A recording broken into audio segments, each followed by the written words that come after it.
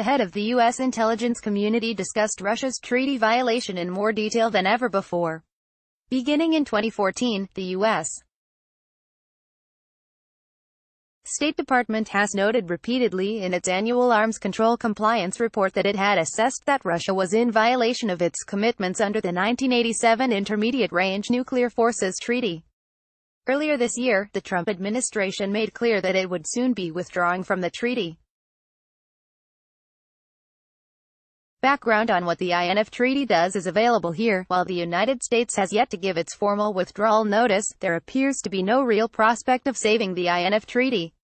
The alleged Russian violation has been cited by the administration as one of the reasons for U.S. withdrawal, but the truth is likely simpler. John Bolton, the current U.S.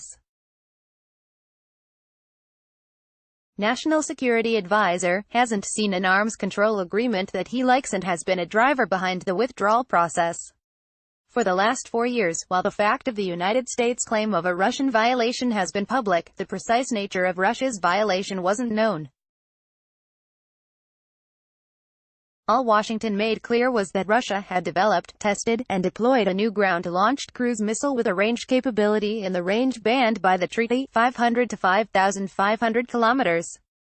Even the missile's Russian designator, Novator 9M729, was confirmed only in a December 2017 speech by a senior Trump administration official. The missile is known by NATO as the SSC-8 Screwdriver. Enjoying this article? Click here to subscribe for full access. Just $5 a month. That all changed last week. On Friday evening, the U.S. Director of National Intelligence Dan Coats released the most detailed U.S. description of the specific nature of Russia's violation. The release came after a detailed press conference by Sergei Ryabkov, Russia's deputy foreign minister, on Monday, discussing Moscow's position on the alleged violation and its own allegations toward U.S. violations of the INF Treaty. I won't get into those here, but Russia basically sees armed drones, ballistic missile target missiles used in missile defense tests, and the land-based Mk-41 vertical launch system as U.S. violations of the treaty. Coats' released account of the violation is worth reading in full for anyone that has been following the INF issue. It helps answer partly why the Obama administration may not have released smoking gun evidence of the Russian violation earlier. In Coats' account, the Russian violation was a little bit less straightforward than had been assumed in some accounts. Russia hadn't just developed and tested a missile to INF-proscribed ranges from a mobile ground launcher, but it had gone about the development program in a more furtive manner. Coats notes that the treaty allowed Russia to test missiles from a fixed launcher, as long as you do not intend to base them on the ground. This means that systems like submarine and ship-launched cruise missiles that fly INF-proscribed ranges can be tested on land in a fixed launcher configuration. Russia initially did exactly this with the missile that would become the 9M729. That same missile would then go on to be tested from a road mobile launcher configuration to ranges under 500 kilometers. That, however, does not leave the final system INF compliant. Because the 9M729 had been tested to longer ranges, it would immediately violate the treaty the moment it was placed on a road mobile ground launcher, clarifying that the intent here was to develop and deploy a non-compliant road mobile ground-launched cruise missile.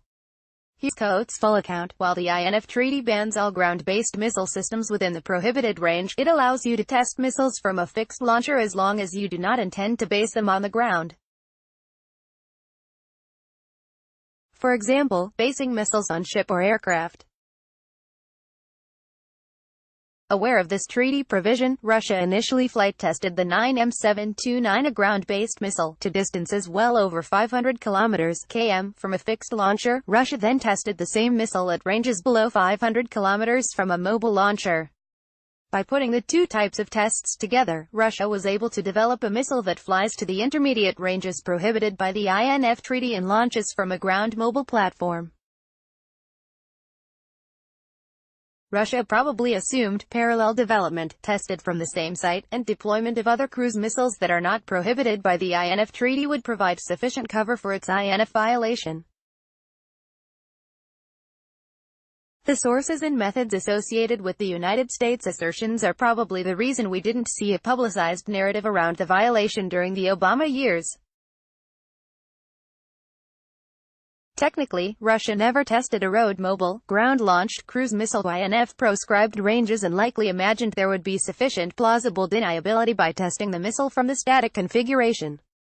Substantiating that the missiles tested from the fixed and mobile launcher configurations are both exactly the 9M729 would presumably require advanced methods, including telemetry intercepts.